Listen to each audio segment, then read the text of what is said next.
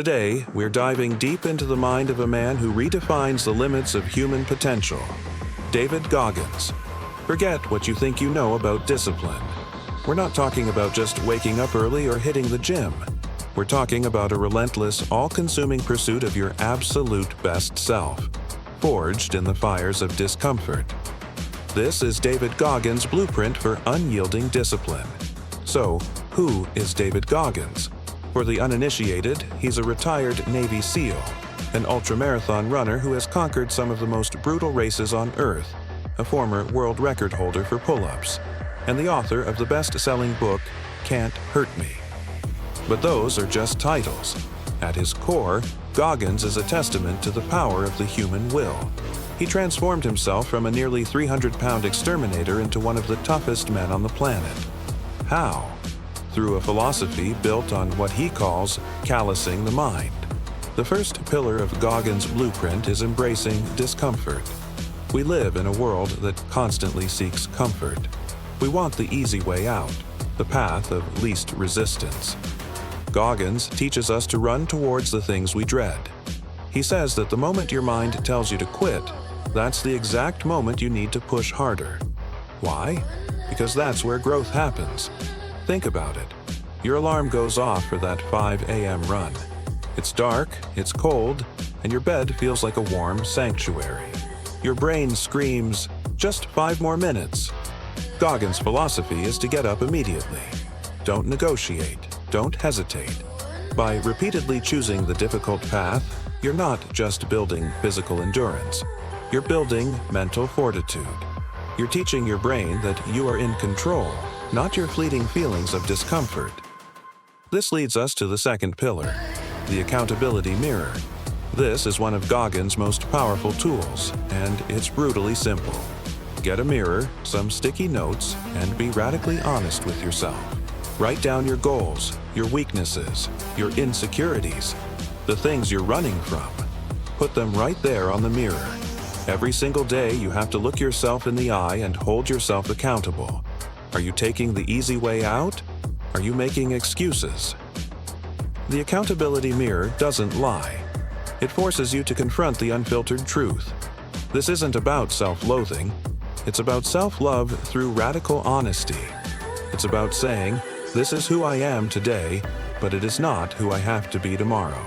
This practice strips away all the justifications and forces you to take ownership of your life, one day at a time. Next up is the 40% rule. This is a game changer. Goggins believes that when your mind is telling you that you're done, that you're completely exhausted and can't go another step, you are actually only at 40% of your true capability. Think about that for a second. There is a vast, untapped reservoir of 60% more that you haven't even touched. This isn't just about physical exertion. It applies to every challenge in life. When you're studying for an exam and your brain feels fried, you've got more in you. When you're facing a tough project at work and feel overwhelmed, you're only at 40%. The 40% rule is a mental trigger. It's a reminder that your perception of your limits is almost always a lie. A self-imposed barrier created by your mind to keep you safe and comfortable. The next time you feel like quitting, tell yourself, this is just 40%. It reframes the struggle and unlocks the energy you didn't know you had. So, how do we access that other 60%? This brings us to the concept of the cookie jar. No, not an actual jar of cookies. Goggins' cookie jar is a mental inventory of all your past victories, especially the ones that came from overcoming incredible odds. Before a tough race or a daunting challenge, Goggins mentally reaches into his cookie jar. He remembers surviving Hell Week not once, but 3 times. He remembers the pain of running on broken bones during the Badwater 135 ultramarathon. He pulls out these cookies, these memories of past resilience, and uses them as fuel. When your mind is screaming at you to stop, you can reach into your own cookie jar. Remember that time you aced a presentation you were terrified of? Remember when you pushed through that final set at the gym when you thought you had nothing left? These are your cookies. They are tangible proof that you have been through hell before and you have come out stronger. Your cookie jar is your personal evidence file that you are a badass, capable of far more than you think. Start building it today. Every small win, every conquered fear, is a new cookie for the jar. Another critical component of Goggins' philosophy is what he calls taking souls. Now, this isn't about being malicious or hurting others. It's a mindset. It's about being so relentlessly dedicated, so disciplined in your own pursuit of excellence, that your effort and work ethic demoralize the competition and even your own inner doubts. When others are slowing down, you speed up. When others are complaining, you put your head down and work harder. You show up earlier, you stay later, you do the work no one else is willing to do. You are not competing against them. You are competing against the idea of mediocrity itself. By taking souls, you become the standard. Your presence and your actions silently communicate that you will not be outworked. This mindset fuels your drive and creates a powerful psychological edge, not just over others, but over the lazy, undisciplined version of yourself you're trying to leave behind. But let's be clear, this journey isn't about one heroic effort. It's about consistency. Goggins says you have to stay hard. This doesn't mean being emotionless or aggressive. It means staying ready, staying disciplined, staying in a constant state of preparation for life's challenges. Discipline isn't a switch you can just flip on when you feel motivated. Motivation is garbage. It's fleeting and unreliable. Discipline is doing what needs to be done, especially when you don't feel like doing it. It's choosing to run on the rainy day, to study on the Friday night, to have the difficult conversation you've been avoiding. Staying hard means building a foundation of daily habits that reinforce your identity as a disciplined person. It's the boring, unsexy, day in, day out work that builds the extraordinary. You don't become a Navy SEAL by training only on sunny days.